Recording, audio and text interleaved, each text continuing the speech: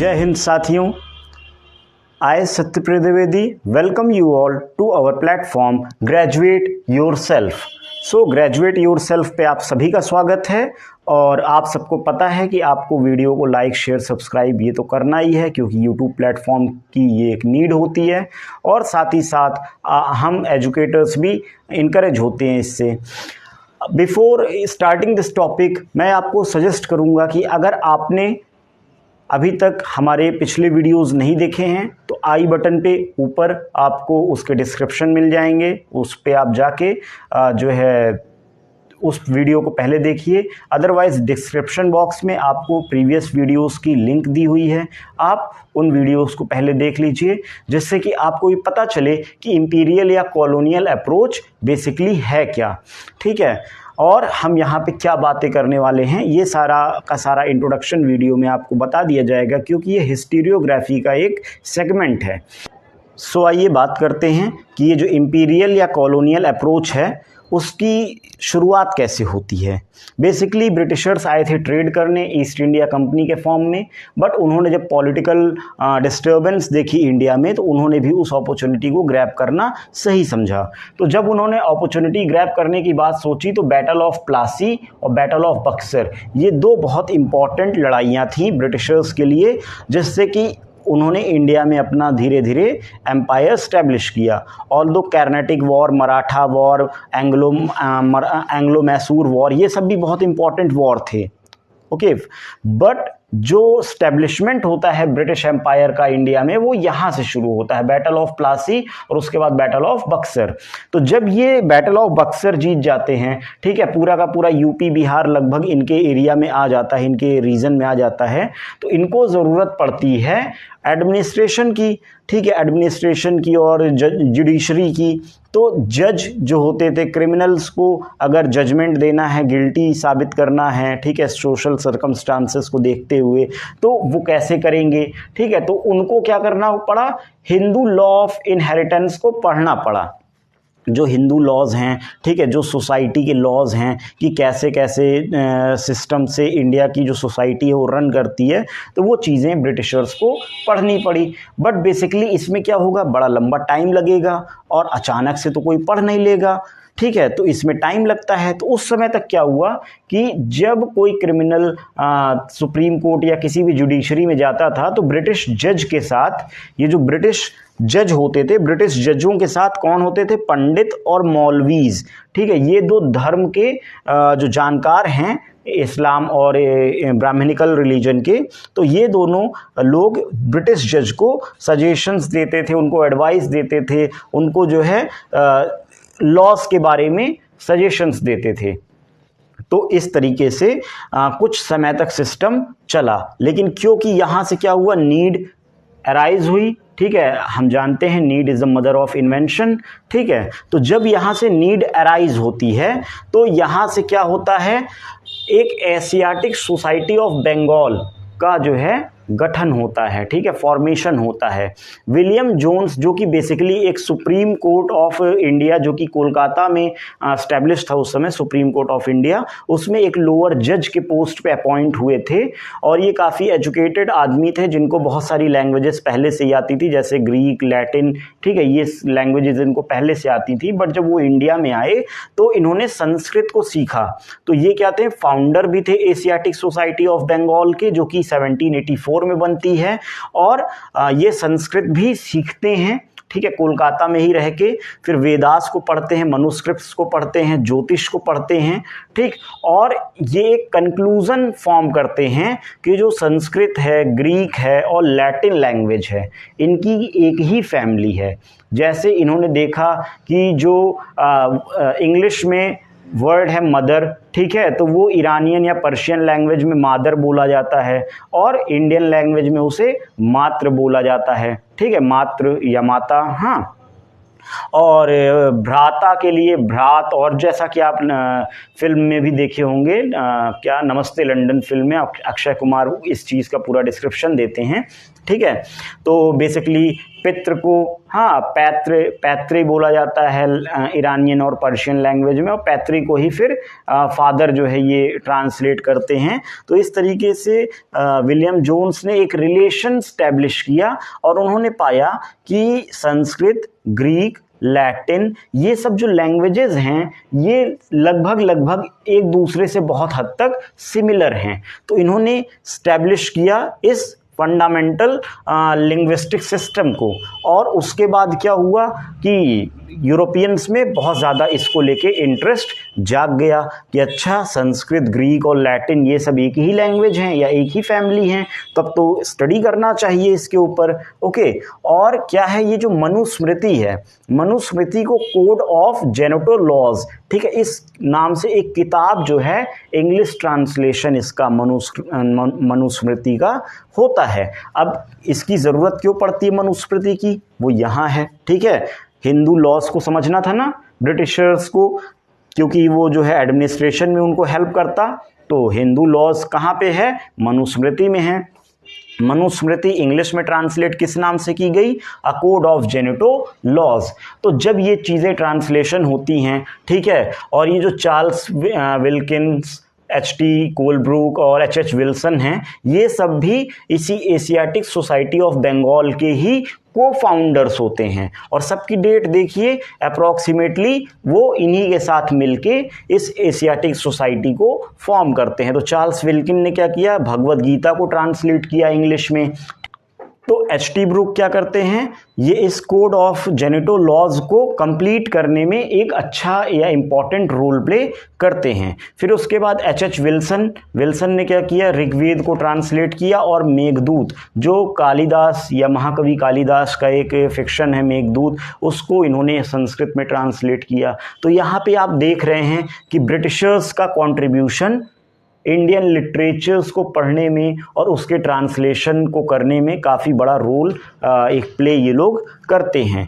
फिर जब ये एशियाटिक सोसाइटी ऑफ बंगाल अच्छा काम कर रही थी, उसी को रोल मॉडल बनाते हुए Asiatic Society of Bombay establish हुआ 1804 में, और उसी के साथ साथ Asiatic Society of Great Britain England में, लंदन में, ठीक है, लंदन में इसका हेडक्वार्टर है, और ये लंदन में फॉर्म किया गया किस नाम से, Asiatic Society of Great Britain 1823 में।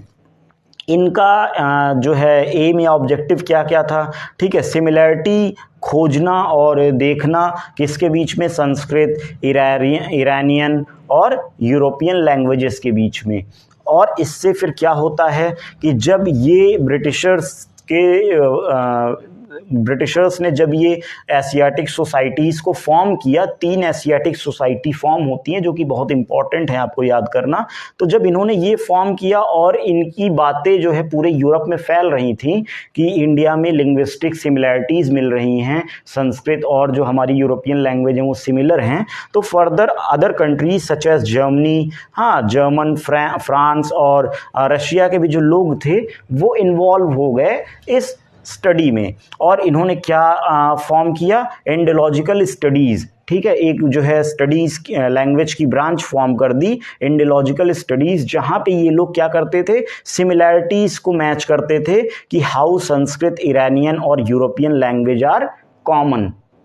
ओके, और फिर इसमें जर्मन स्कॉलर्स का काफ़ी बड़ा रोल रहता है, क्योंकि एक जर्मन स्कॉलर हैं मैक्स म्यूलर, ठीक है, इस इंडोलॉजिकल स्टडीज़ को इन्होंने और आगे बढ़ाते हुए कहा कि आर्यंस जो हैं, जो इंडिया के नेटिव लोग नहीं हैं, इन्होंने ऐसा कहा कि आर्यंस इंडिया के नेटिव लोग नहीं हैं, ये बेसिकली कहाँ से आए थे, सेंट्रल एशिया से आए थे। ओके, और जब ये सेंट्रल एशिया से आए थे तो उसका रिजल्ट क्या हुआ कि आर्यन क्योंकि सेंट्रल एशिया से माइग्रेट किए यूरोप की तरफ और फिर वो माइग्रेट किए इंडिया की तरफ, ठीक है, तो वहाँ से क्या होता है कि जो आर्यंस यूरोप चले जाते हैं वो हमारे फोर फादर्स हैं, और जो आर्यंस इंडिया चले आते हैं वो ब्राह्मणिकल सोसाइटी को फॉर्म करते हैं। तो कहीं ना कहीं आर्यंस जो एक जगह से, कहाँ से गए, ईरान से। ईरान कहाँ है, सेंट्रल एशिया में, ठीक है। तो ईरान से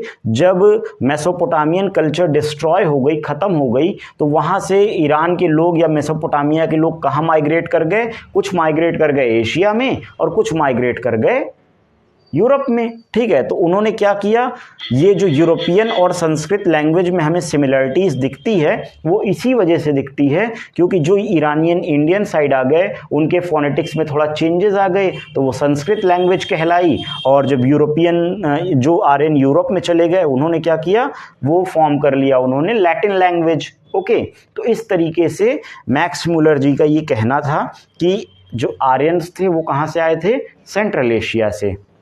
और इन्होंने 50 वॉल्यूम्स मतलब 50 किताबें निकाली जो कि कही जाती हैं sacred books of the east. Sacred books of the east नाम की ये 50 वॉल्यूम्स में एक के बाद एक किताबें निकाल रहे हैं हर साल। एक्चुअली ऋग्वेद को स्टडी करने में इनको अप्रॉक्सीमेटली 50 ईयर्स लगते हैं। तो इन्हीं 50 ईयर्स में ये हर साल लगभग एक ना एक किताब पब्लिश कर रहे थे, ट्रांसलेट कर रहे थे जर्मनी में। और ऋग्वेद को और बाकी इंडियन जो बुक्स थी, जो रिलीजियस और नॉन रिलीजियस बुक्स थी, उनको the sacred books of the east के नाम से इन्होंने 50 वॉल्यूम्स में पब्लिश किए। और इनका एक अपना अप्रोच था। क्या अप्रोच था कि इनको इंपीरियल या कॉलोनियल अप्रोच, कॉलोनियल तो बाद में डेवलप होता है, बट बेसिकली इंपीरियल अप्रोच से ये चीज़ें इन्होंने की। क्या इंपीरियल अप्रोच से क्या कि इन्होंने सारी चीज़ें कहीं ना कहीं यूरोपियन चीज़ों से रिलेट करके दिखाई। फॉर एग्जांपल अगर आप समुद्रगुप्त की बात करते हैं तो उनको क्या कहा जाता है, नेपोलियन ऑफ इंडिया, है ना। कालिदास को क्या कहा जाएगा, Shakespeare of India. But problem क्या है, समुद्रगुप्त तो कभी कोई वॉर हारे नहीं और कालिदास जो हैं वो शेक्सपियर से भी बहुत बड़े राइटर हैं। बट हम क्या करते हैं, हम इन्हें यही कहते हैं कि कालिदास को कहते हैं शेक्सपियर ऑफ इंडिया और नेपोलियन ऑफ इंडिया कहते हैं समुद्रगुप्त को। तो यहाँ पे इन्होंने क्या किया, यहाँ पे यूरोपियन चीज़ों को इन्होंने हमारे इंडियन लोगों के ऊपर थोप दिया कि क्योंकि नेपोलियन महान थे तो नेपोलियन के जैसा इंडिया में एक राजा हुआ समुद्रगुप्त। नेपोलियन वाटरलू की लड़ाई हार गए, बट समुद्रगुप्त तो कभी कोई लड़ाई हारे ही नहीं। इस तरीके से अगर देखा जाए तो हमें कहना चाहिए कि Napoleon is the Samudragupta of France. But क्योंकि इंडोलॉजिकल अप्रोच नहीं था उनका, उनका इंपीरियल अप्रोच था, इसलिए उन्होंने इंपीरियलिस्ट थिंकिंग के हिसाब से अपनी चीज़ों को अलग अलग कंट्रीज़ के ऊपर, बेसिकली इंडिया के में ये चीज़ें हो रही थी तो इंडिया में इन्होंने थोप दी कि Samudragupta is the Napoleon of India, Kalidas is the Shakespeare of India. इसी तरीके से काफ़ी सारी चीज़ें इन्होंने लिखी, ठीक है। अशोका द ग्रेट जो हमारे रूलर थे उनको इन्होंने शुरू में ग्रीक रूलर समझा, क्योंकि इनको अफ़गानिस्तान में अशोका के इंस्क्रिप्शंस मिले और रॉक एडिक्ट्स मिली, तो इन्होंने जल्दी से कह दिया कि अरे अशोका तो ग्रीक रूलर थे। लेकिन बाद में जब बाकी रिसर्चेज आगे कंटिन्यू हुई तो पता चला कि अशोका मौर्यन क्लैन के रूलर थे, ठीक है। तो इस तरीके से ब्रिटिशर्स या इन लोगों ने क्या किया शुरू में हमारे हिस्ट्री के साथ कि जो भी चीज़ें मिलती थी ये अपने हिसाब से उसको मॉडिफाई कर देते थे। अब जैसे आर्यभट्ट ने, या हम लोग कहते हैं कि ज्योग्राफी की रिसर्च में इंडियन ज्योग्राफर्स का भी बहुत बड़ा रोल रहा है। कॉपरनिकस और केपलर से पहले भी हमारे लिटरेरी सोर्सेज में हमारे बताया गया है कि अर्थ जो है गोल है, वो सन का चक्कर लगाती है। लूनार इक्लिप्स और सोलार इक्लिप्स को हमारे टेक्स्ट में पहले बताया गया है, बट इन्होंने उन चीज़ों को नहीं माना। इन्होंने अपनी ही चीज़ों को शामिल किया और हम आज भी यही पढ़ते हैं कि केपलर लॉ ऑफ मोशन है, कॉपरनिकस ने बताया कि जो है अर्थ सन के अराउंड रिवॉल्व करती है। तो ये क्या है, इसी को कहते हैं इंपीरियल अप्रोच। मतलब कि कुछ भी सही हो पर हमें वही बताना है जो हम जो है देखते हैं या हम मानते हैं, हम मतलब ब्रिटिशर्स। तो इन्होंने ये सारी चीज़ें की कि 50 वॉल्यूम्स में the sacred books of the east नाम से 50 वॉल्यूम्स छापे और इनको पूरे यूरोप में पढ़ा गया। तो लोगों ने क्या किया, इनके नज़रिए से ही इंडियन हिस्ट्री को समझा। कहा जाता है कि मैक्स मूलर इंडियन हिस्ट्री या इंडियन फिलॉसफी से इतने ज़्यादा इंस्पायर्ड थे कि इन्होंने अपना नाम मोक्ष मूला रख लिया। ठीक है, मोक्ष और मूला, तो इन्होंने मैक्स को मोक्ष कर दिया और म्यूलर को मूला कर दिया। तो एक तरीके से ये दिखा रहे हैं कि ये जो है हमारे रिलीजियस टेक्स्ट से बहुत इंस्पायर्ड हैं। मैक्स मूलर का कहना भी था कि India is a land of philosophy, ठीक है, India is land of knowledge. पर यहाँ पे इन्होंने क्या किया, इंडियन हिस्ट्री को इम्पीरियलिस्ट अप्रोच से दिखा के एक तरीके से इसके ऊपर ब्रिटिश स्टैम्प लगा दिया, और इसीलिए आज भी हमारे इंडिया में एक थॉट प्रोसेस बन गया है कि हम कोई भी चीज़ तभी एक्सेप्ट करते हैं जब वो कैम्ब्रिज या फिर MIT यूनिवर्सिटी से सर्टिफाइड हो जाती है। हम अपनी हिस्ट्री पे इतना बिलीव नहीं करते हैं जब तक कि कहीं फॉरेन कंट्रीज से, किसी इस्टेब्लिश्ड डेवलप्ड नेशन से उसका सर्टिफिकेशन हमें नहीं मिलता। तो उसका ये किस वजह से हुआ, ये इन्हीं लोगों की वजह से हुआ है, क्योंकि इन्होंने ही हमारी हिस्ट्री को सर्टिफिकेशन दिया है। ऐसा हम मानने लगे हैं कि जो इन्होंने कहा वही चीज़ें सही हैं। इसमें अगला नाम आता है थियोडोर बेनफे का। ठीक है, थियोडोर बेनफे ने सामवेद को क्या किया, ट्रांसलेट किया जर्मन में। रोडोल्फ रोथ ने क्या किया, अथर्ववेद को ट्रांसलेट किया।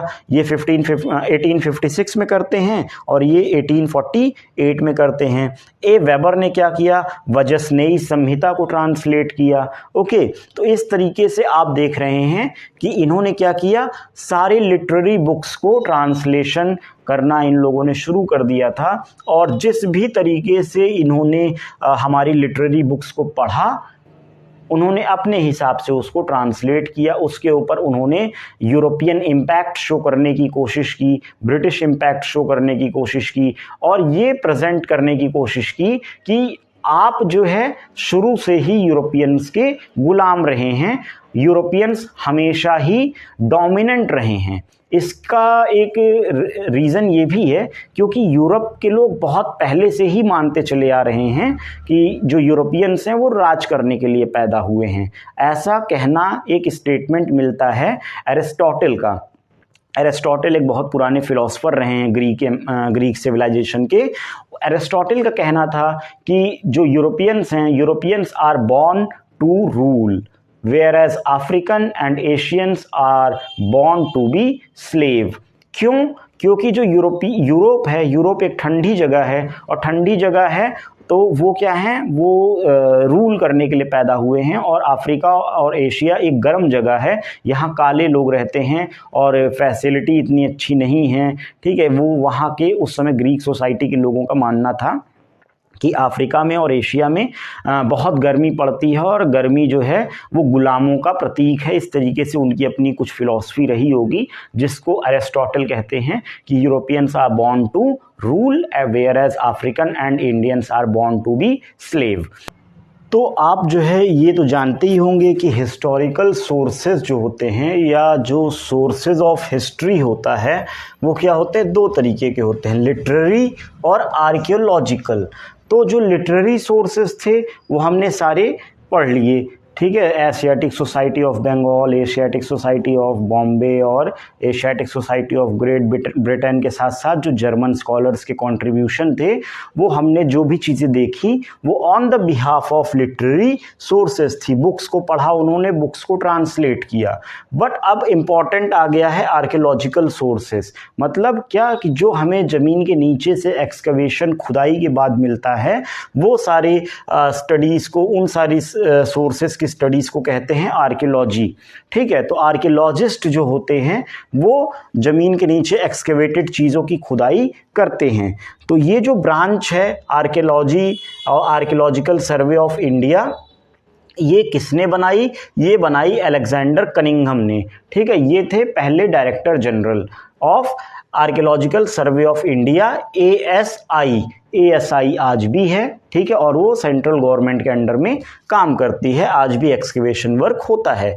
तो अलेक्जेंडर कनिंघम जो थे 1871 से लेके 1885 तक जो है गवर्नर जनरल थे इनके, ठीक है, डायरेक्टर से, सॉरी गवर्नर जनरल नहीं, डायरेक्टर थे, ठीक है। जॉन मार्शल 1902 से लेके 1928 तक, और DR सहानी एक तीसरे जो है बड़े इंपॉर्टेंट पर्सनालिटी हैं जो डायरेक्टर थे, वो थे 1931 से लेके 1935 तक। अब बात करते हैं बेसिकली इनके कॉन्ट्रीब्यूशंस की। तो इन्होंने एक्सकेवेशन किया सांची का और अदर बुद्धिस्ट साइट्स का, ठीक है। एक तरफ तो जब रिलीजियस टेक्स्ट बुक पढ़ी जा रही थी, बुद्धिस्ट टेक्स्ट पढ़े जा रहे थे, जैनिज्म टेक्स्ट पढ़े जा रहे थे, मुगल्स वाले पढ़े जा रहे थे, ठीक है, ब्राह्मणिकल्स पढ़े जा रहे थे। तो अब क्या है, बुक्स में क्या मिलेंगे, रेफरेंसेस, ठीक है। जैसे कहा जाए कि भगवान राम चित्रकूट गए थे, ठीक है, चित्रकूट में मंदाकिनी नदी बहती है, तो बीइंग अ हिस्टोरियन हम जाके वहाँ देखना भी चाहेंगे कि क्या सच में ऐसा है, या तुलसीदास ने बैठे बैठे कोई भी कहानी रात को देखी सपने में और सुबह लिख दी, ऐसा तो है नहीं। जब हम जाएंगे वहाँ तो देखेंगे, रामेश्वरम जाएंगे तो वहाँ देखेंगे कि बगल में समुद्र है, रामेश्वरम मंदिर है। तो अगर हमको वो एविडेंसेस मिलेंगे, जो कंक्रीट एविडेंस मिलते हैं, तो वो क्या कहलाएगा, आर्कियोलॉजी का पार्ट कहलाएगा। वहां जाके हम स्टडी करेंगे उन चीजों की, राम सेतु की स्टडी होगी, ठीक है। तो ये सब क्या है, आर्कियोलॉजी का पार्ट है। तो कनिंघम ने क्या किया, सांची स्तूपा जो है और अदर बुद्धिस्ट साइट्स जो हैं बहुत सारी इन्होंने एक्सकेवेट की, उसकी स्टडी की, ठीक है। और जब ये सारा काम कर रहे थे, उसी बीच क्या हो रहा था कि 1853 ये जो पीरियड है, ठीक है, ये आपको याद होना चाहिए। 1853 इस समय इंडिया में क्या हो रहा था, इस समय इंडिया में रेलवे लाइन बिछ रही थी, डॉक्ट्राइन ऑफ लैप्स हो रहा था, ठीक है, एक्सेशंस हो रहे थे इंडियन स्टेट्स के। कौन था गवर्नर जनरल उस समय, लॉर्ड डलहौजी। देखिए इसी डेट से आपको 3-4 फैक्ट्स पता होने चाहिए, कितना इंपॉर्टेंट डेट है ये। तो रेलवे लाइन जब बिछ रही थी, पहली रेलवे लाइन कहाँ पे बिछी, मुंबई से थाने, ठीक है, वो बिछ के चलना शुरू हो गई रेलवे। लेकिन उसके साथ साथ क्या था, अलग जगहों पे इंडिया में, अलग अलग जगहों पे, अलग अलग साइट्स पे, तो मतलब अलग अलग स्टेशंस तो बन ही रहते ना। जैसे यहाँ पे सिंध और गुजरात और पंजाब के एरिया में रेलवे लाइन बिछ रही थी, यूपी में बिछ रही थी, बंगाल और बिहार में बिछ रही थी, ठीक है। तो काफ़ी जगह रेलवे लाइन्स के बिछने का काम हो रहा था। उसी दौरान क्या होता है कि जब ये पंजाब और सिंध में रेलवे लाइन बिछ रही होती है, तो जो वर्कर्स होते हैं उनको ईंटें मिलती हैं। वो ईंटें जो होती हैं नॉर्मल ईंटों के जैसे आज की ईंटें हैं हमारी, वैसे नहीं होती हैं। जैसे ब्रिटिश टाइम में ईंटें बनती थी वैसी ईंटें नहीं थी, वो एक्यूरेट साइज़ की अच्छी पकी हुई ईंटें थी, ठीक है। वर्कर्स तो बहुत खुश हो गए कि अरे अब हमें ईंटें ढो के नहीं लाना पड़ेगा, यही ईंटों को चलो बिछा दो पटरियों के साथ साथ। तो उन्होंने बहुत जो है सारी ईंटें जो है निकाली और उसको बिछा डाली। तो वो जो एरिया था जो इम्पॉर्टेंट एक्सकेवेशन के लिए था वो बर्बाद हो गया, ठीक है। और धीरे धीरे बात फिर कुछ सालों बाद गवर्नर जनरल ऑफ इंडिया और अलेक्जेंडर कनिंघम तक पहुंचती है कि अरे रेलवे लाइन बिछाने के लिए कुछ बहुत ही पक्की ईंटें मिली हैं जो कि आज के जैसी है ही नहीं, ठीक है। तो अलेक्जेंडर कनिंघम ने इंटरेस्ट लिया, फिर हवाई यात्रा की, उन्होंने सुपरविज़न किया एयर से, ठीक है, हवाई यात्रा से उन्होंने सुपरवाइज किया उस एक्सकेवेटेड साइट को। और वहीं से धीरे धीरे ये सुगबुगाहट धीरे धीरे शुरू हो गई थी कि एक बहुत बड़ा अननोन हिस्टोरिकल साइट हमें मिला है और उसकी अपनी एक हिस्ट्री है, ठीक है। तो धीरे धीरे क्या हुआ कि पीरियड बीतता गया और जॉन मार्शल का पीरियड आ गया।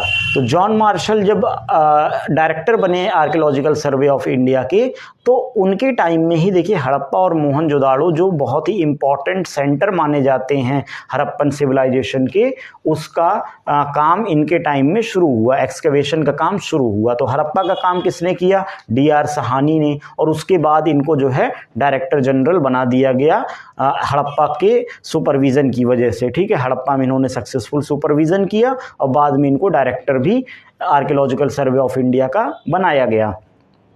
और मोहनजोदाड़ो का किसने किया, RD बनर्जी ने किया 1922 में, ओके। तो इस तरीके से जॉन मार्शल के टाइम में ये दो इम्पॉर्टेंट सिटीज़ का एक्सकवेशन होता है। और जॉन मार्शल का बहुत बड़ा रोल है, क्योंकि जो इंडस वैली सिविलाइजेशन हम बोलते हैं वो जो टर्म है वो जॉन मार्शल ने ही कॉइन किया था। जो प्रोटो शिवा और गॉड ऑफ फर्टिलिटी की सील हम जानते हैं, जो डांसिंग गर्ल हम जानते हैं, वो सब कहीं ना कहीं जॉन मार्शल ने ही उसका नामकरण किया था।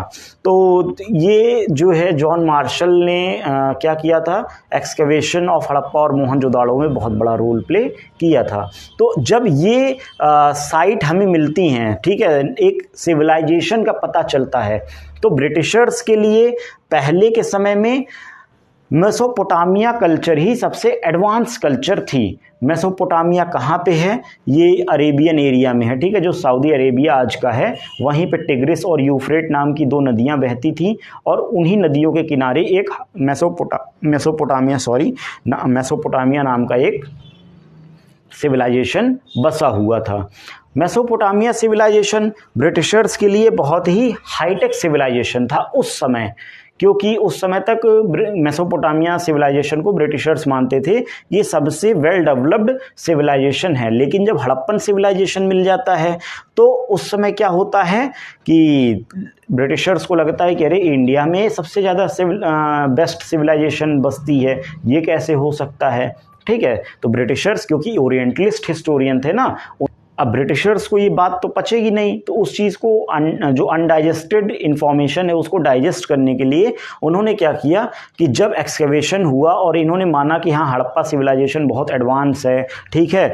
क्यों एडवांस है, क्योंकि यहाँ पे जो है जो हड़प्पन सिविलाइजेशन के घर हैं उससे वो कहाँ बसे हैं, बिल्कुल रोड के किनारे किनारे बसे हैं, ठीक है। और जो है रोड एकदम 90 डिग्री पे कट करती है, कोई भी जो है रोड टेढ़ी मेढ़ी नहीं है। वेल प्लानिंग के साथ जो है टाउन जो है प्लान किए गए और बिल्ड किए गए। जो घर के दरवाजे होते थे वो रोड के साइड ना होके बगल में होते थे, जिससे कि लोग डायरेक्ट रोड पे ना गेट खोलें, बल्कि वो बगल से निकलते थे, गेट के बगल मतलब कि रोड के बगल से निकलते थे और रोड में एंटर करते थे। इससे क्या होता था कि रोड पे जो कब्जा होता है, जैसे हमारे आज के टाइम में देखिए घर बन जाते हैं और गेट के बाहर एक लंबी सी सीढ़ी बन जाती है, ठीक है, और वो सीढ़ी कहाँ तक चली जाती है, रोड तक चली जाती है। तो उससे क्या होता है, ट्रांसपोर्टेशन डिस्टर्ब होता है ना।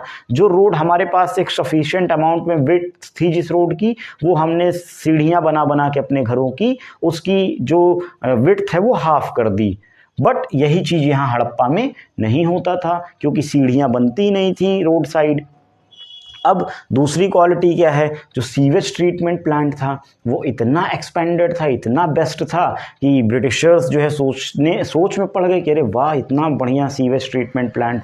एक्चुअली था क्या कि जो सीवेज जो नालियाँ होती थी वो करीब 8-8, 9-9 फीट लंबी होती थी, मतलब गहरी कह सकते हैं आप, ठीक है। और उन नालियों में क्या होता था, सोकिंग सिस्टम लगा होता था, मतलब पानी तो वो ज़मीन के नीचे सूख जाए और जो कचरा है वो सूखा पड़ा रहे कचरा। और हफ्ते में महीने में जब भी जैसे गाड़ी वाला आया घर से कचरा निकाल, आजकल सफाई कर्मचारी आते हैं हमारे घर से कूड़ा लेने के लिए, वैसे ही सफाई कर्मचारी होते थे जो कि नालियों में जाके सूखा कचरा निकाल के बहुत आराम से फेंक देते थे और वो कचरा फिर जो है डिस्पोज हो जाता था। कितना बढ़िया सिस्टम है। आज के समय में देखिए बारिश होती है, मुंबई दिल्ली जैसे बड़े बड़े मेट्रोपॉलिटन सिटीज़ जो हैं वो क्या होते हैं, पानी में बहने लगते हैं, है ना। इतना बाढ़ आ जाती है कि वहाँ पे पानी जो है डिस्चार्ज ही नहीं हो पाता है प्रॉपर वे में, और बड़ा ज़्यादा एरिया तक जो है वो जल भराव हो जाता है, बाढ़ जैसी स्थिति बन जाती है। तो छोटे शहरों की तो बात ही क्या है, वो तो और ज़्यादा जो है अफेक्टेड होते हैं बारिश से। तो होता क्या है, आज हमारी नालियाँ जाम हो जाती हैं, सीवेज जो सीवर्स हैं वो जाम हो जाते हैं, और क्या होता है नालों में सीधे पानी जाता है, पानी नालों से नदियों में चला जाता है। क्या हमारे पास कोई अंडरग्राउंड वाटर रिचार्ज फैसिलिटी है? नहीं है। हम बात करते हैं वाटर हार्वेस्टिंग की, पर 90% से ज़्यादा एरिया में कंट्री के वाटर हार्वेस्टिंग जैसी कोई चीज़ नहीं है। बट हड़प्पन सिविलाइजेशन में देखिए कितनी अच्छी व्यवस्था थी, है ना। तो आप इसी से समझ सकते हैं कि हड़प्पा के लोग कितने ज़्यादा आगे की सोचते थे और कितने महान सिविलाइजेशन में वो लोग उस समय रहते होंगे। तो जब ब्रिटिशर्स ने ये देखा कि अरे वाह, ये तो और बड़ी महान सिविलाइजेशन है, ठीक है, तो ब्रिटिशर्स ने क्या किया, एक आर्यन इन्वेजन थियरी लाई। कैसे लाई? क्योंकि ऑलरेडी हमने आपको बता दिया इंडिजीनियस स्टडी, ठीक है, किसने किया, जर्मन ने किया, रशियन ने किया, फ्रेंच ने किया, ब्रिटिश ने किया, है ना। तो वो लोग क्या कर रहे थे, एक सिमिलैरिटी इस्टेब्लिश कर रहे थे, किनके बीच में, यूरोपियंस के बीच में, एशियन इंडियन के बीच में कर रहे थे ना। क्योंकि उनका कहना था कि ईरान या सेंट्रल एशिया से, जो मैक्स मुलर ने कहा कि सेंट्रल एशिया से आर्यंस माइग्रेट कर गए यूरोप में और कुछ आर्यंस माइग्रेट कर गए इंडिया में, कुछ माइग्रेट कर गए होंगे एशिया में, ठीक है। तो जो आर्यंस यूरोप में माइग्रेट कर गए, उन्होंने कौन सी लैंग्वेज फॉर्म की, उन्होंने लैटिन लैंग्वेज फॉर्म की, उन्होंने ग्रीक सिविलाइजेशन बनाया, ग्रीक लैंग्वेज फॉर्म की, है ना। और जो आर्यंस इंडिया चले आए, देखिए यहाँ पे मैप में देख सकते हैं आप कि आर्यन सेंट्रल एशिया से इंडिया की तरफ आते हैं। तो जब वो इंडिया में आए तो देखते हैं कि अरे यहाँ पे तो जो है एक बहुत ही अच्छी सिविलाइजेशन है।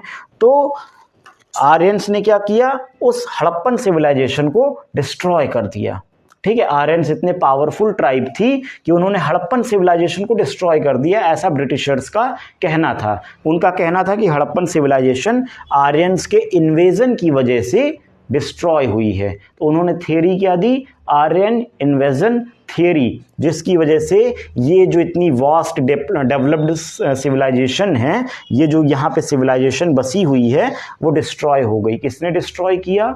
आर्यंस ने। आर्यंस में ऋग्वेद में आर्यंस के देवता बनाया ब्रिटिशर्स ने, या कहा कि आर्यंस के जो देवता हैं ऋग्वेद में मेंशन्ड है कि इंद्र जो हैं पुरंदर हैं।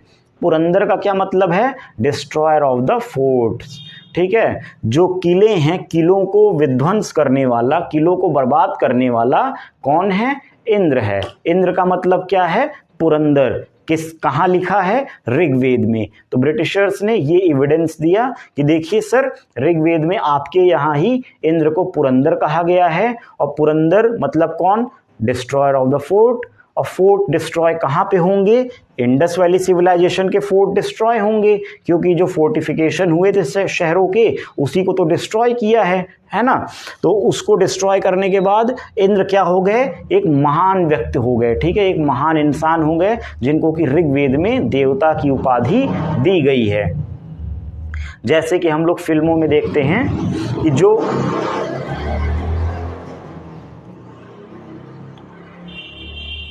जैसा कि हम लोग फिल्मों में देखते हैं कि जो हीरो होता है जीत जाता है, तो उसको जो है सोसाइटी में, लोगों की नज़रों में, देश में बड़ी इज्जत मिलती है। तो वैसे ही इंद्र का हाल था कि इंद्र ने जब किलों को तोड़ दिया, बड़े बड़े शहरों के, बेसिकली हड़प्पा और मोहनजोदाड़ो के किलों को, तो उनको लोगों ने बहुत प्यार दिया, आर्यन लोगों ने, और आर्यंस ने इंद्र को पुरंदर नाम दिया। पुरंदर का मतलब है किलों को तोड़ने वाला, डिस्ट्रॉयर ऑफ द फोर्टेस। तो यहाँ से क्या हुआ? आर्यंस आके बस गए ब्रह्मवर्त में। ब्रह्मवर्त का मतलब क्या है? The place of God, Brahma का घर। ब्रह्मा मतलब देवता, जो प्रमुख देवता थे, ठीक है। तो ब्रह्मा कौन है? एक इंपॉर्टेंट देवता है। ब्रह्मवर्त मतलब कि land of God. Land of God क्यों? क्योंकि आपको पता है कि सेंट्रल एशिया में, ठीक है, डेजर्ट है। ईरान, इराक, अफगानिस्तान, ये सब जगह क्या है?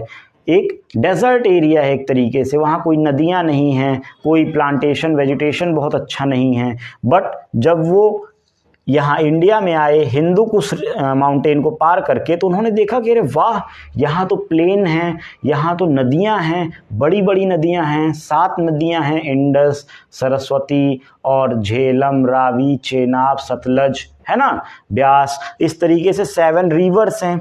और वाह, कितनी बढ़िया जगह है, ये तो स्वर्ग जैसी जगह है। स्वर्ग में कौन रहता है?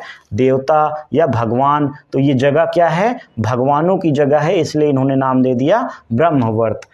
फिर धीरे धीरे क्या हुआ, अब क्या है कि ये ट्राइबल सोसाइटी थी, ट्राइब्स जब बढ़ने लगे, जब बड़ा परिवार होने लगा, तो कुछ जो क्लैंस थे वो यहाँ से हटके इधर आ गए गैंगेटिक वैली में। जब यहाँ पे थे तो इनके पास था ब्रॉन्ज टूल, क्योंकि हड़प्पन सिविलाइजेशन में कौन सा टूल इस्तेमाल होता था, ब्रॉन्ज टूल इस्तेमाल होता था। तो ब्रॉन्ज टूल की हेल्प से यहाँ पे एग्रीकल्चर करते थे ये लोग। लेकिन फिर धीरे धीरे इनके पास आयरन टूल्स भी आए, और जब आयरन टूल्स आए तो आयरन क्या है, ज़्यादा स्ट्रॉन्ग मेटल है, तो आयरन से इन्होंने गैंगेटिक बेल्ट के घने जंगलों को काटा और यहाँ पे एग्रीकल्चर शुरू कर दिया। इस तरीके से जब आर्यंस गैंगेटिक बेल्ट में आ गए तो इन्होंने अपना नाम रख लिया, अपनी जगह का नाम रख लिया आर्यावर्त। ओके, अब क्वेश्चन ये आता है कि जो इंडस वैली के लोग थे हारने के बाद गए कहाँ? तो ब्रिटिशर्स ने कहा कि जब आर्यंस ये पूरे नॉर्थ इंडिया में आ गए धीरे धीरे, तो इंडियंस को या जो इंडस वैली के लोग थे उनको जो है विंध्या रेंज और नर्मदा रिवर के साउथ में ढकेल दिया। और बेसिकली ये माना जाता है कि विंध्या रेंज और नर्मदा रिवर ही इंडिया को नॉर्थ और साउथ हिस्सों में बांटती है। तो आर्यंस जब नॉर्थ इंडिया में बस गए तो इन्होंने द्रविडन्स को, जो कि नेटिव इंडियन थे, इनको क्या किया, साउथ में ढकेल दिया। और क्योंकि द्रविडन साउथ में रहने लगे इसीलिए वो क्या हो गए, ब्लैक लुकिंग हो गए, ब्लैक स्किन हो गए, ठीक है, ब्लैक स्किन हो गई उनकी। और ये थे रियल इंडियंस।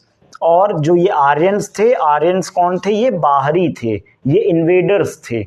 इस तरीके से क्या हुआ, इंडिया की हिस्ट्री शुरू से ही इन्वेडर्स इंडिया में रह रहे हैं। तो आप किस कंट्री की बात करते हैं, हिंदूज इंडिया के थोड़ी हैं, ऐसा ब्रिटिशर्स ने कहा।